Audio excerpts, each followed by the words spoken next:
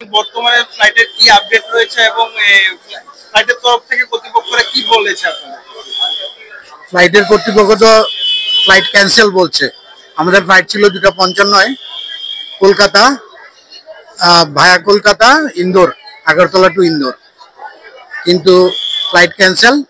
এখন বলছে যে যাওয়া যাবে না, সমস্ত ফ্লাইট ক্যান্সেল আছে।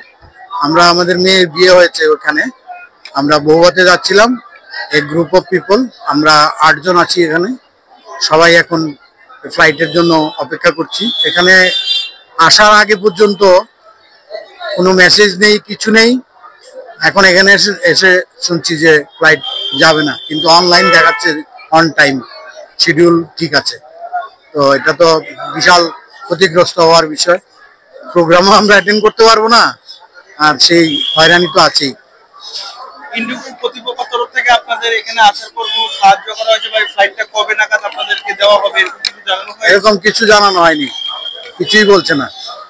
দেখা করারও সুযোগ নাই, ভেতরেও ঢুকতে দিচ্ছে না। বাইরে গেটের বাইরে লাইন দিয়ে রেখেছে লোক, বিশাল লম্বা লাইন।